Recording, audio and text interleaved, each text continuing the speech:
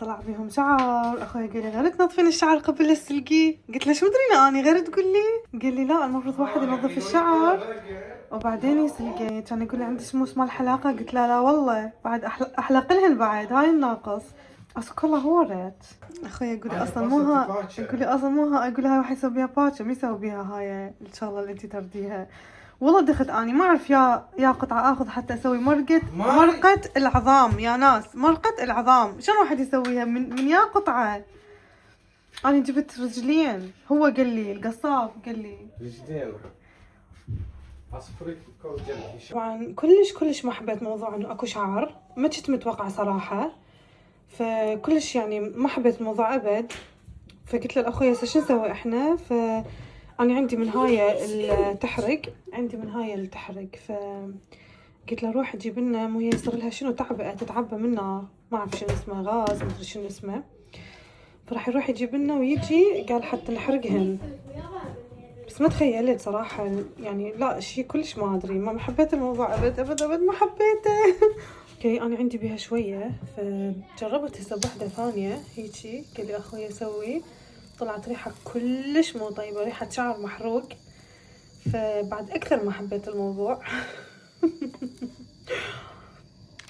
هسه اني شعوطتهم وراح الشعر كله. طبعا اخويا ما يقبل يفوت للمطبخ صارت ريحه كلش ما طيبه وما يقبل يفوت خلاص واقف بالباب وحاط ايده على خشمه وعافني اني اسويه. المهم فهسه افكر اخليه بالقدر مال الضغط واخليه وياه بصل وشويه كركم وكاري ويمكن اخليه انه بصره هم وياه زين. وبعدين اخليه ما ادري كم ساعه لازم اعتقد يبقى. خلينا نشوف شنو يصير ويانا. اوكي هسه طلعت الطبقه هاي الفوقانيه كلها وراح اخلي نمي بصره ونسده ونتركه فد كم ساعه. زين ممكن بس تجي سد لي اياه لانه ما اعرف وراحت الريحه على فكره. يلا تعال سده. يلا يلا علمني. يقول لازم تتعلمي. يلا علمني شلون احكي بالعربي. شوفوا هاي فوت بهاي زين هاي فوت بهاي زين وهيك. خلاص هسه زين. على ايش قد نخليه؟ هو على 200. شو لا صدق على يا حراره نخليه وش قد؟ فد 4 ساعات قلت اني 7 ساعات ولا ساعه ونص. والله زين نخليه اقل.